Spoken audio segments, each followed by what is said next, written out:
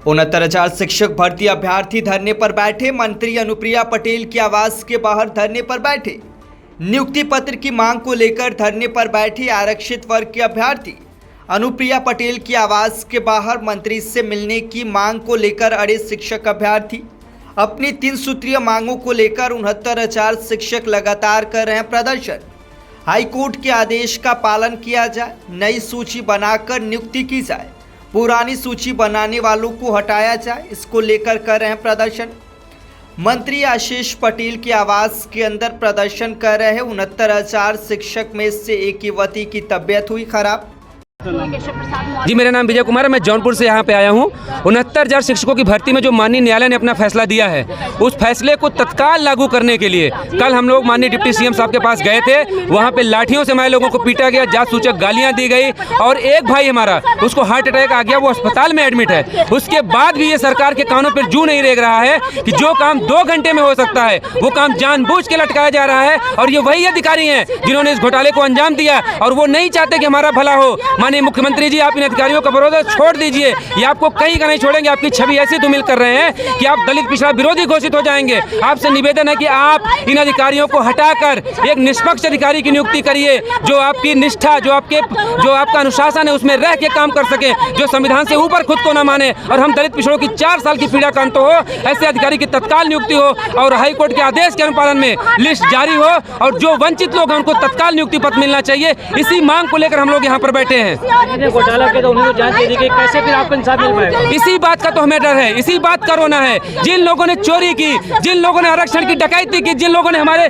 6,800 परिवारों का भविष्य चौपट कर दिया, उन्हीं के हाथ में हमको फिर सौंप दिया गया है। तो आप बताइए, जो चोर है वो दोबारा चोरी नहीं करेगा, इस बात की कौन गारंटी लेगा? वो कोई गारंटी लेने को तैयार नहीं है। हम लोग आज यहाँ पर इकट्ठा हुए हैं। पिछली बार यहाँ पे इकट्ठा हुए तो हमारे 5 लोगों की जेल हुई थी। आज सब लोग यहाँ पे इकट्ठा हैं। दोबारा जेल भेजना हो तो जेल भेज दिया जाए, लेकिन बिना मुलाकात किए और बिना लिस्ट जारी करवाए हम लोग अपने घरों को वापस नहीं जाएंगे। सबसे पहले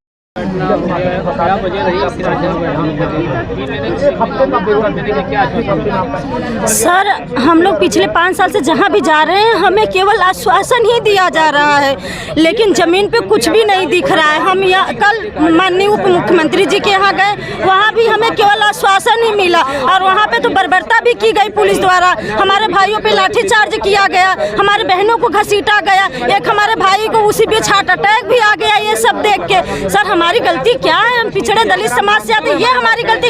आज हम जिनके दरवाजे पे बैठे, ये भी तो पिछड़े दलित समाज के नेता बनते हैं ना, पिछड़ों के नेता बनते हैं, पिछड़ों के चेहरा है। लेकिन क्या हमारे लिए न्याय कब होगा?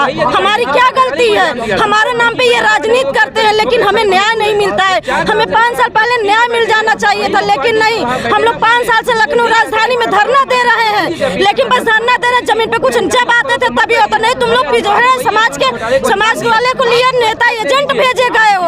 अब हम एजेंट नहीं है सर। अब तो सबने मान लिया कि नहीं, आरक्षण घोटाला हुआ है और बहुत बड़े पैमाने पे आरक्षण घोटाला हुआ। पिछड़ा आयोग ने मान लिया, डबल बेंच ने मान लिया, हाई कोर्ट ने मान लिया, स्वयं मुख्यमंत्री जी ने मान लिया, उप मुख्यमंत्री जी ने मान लिया, स्वयं अनुप्रिया दीदी जी ने मान लिया। तो अब देरी क्यों की जा रही है सर न्याय में? हम चाहते हैं जल्द से जल्द हमारे साथ त्वरित न्याय हो सर। हमारी कोई गलती नहीं है।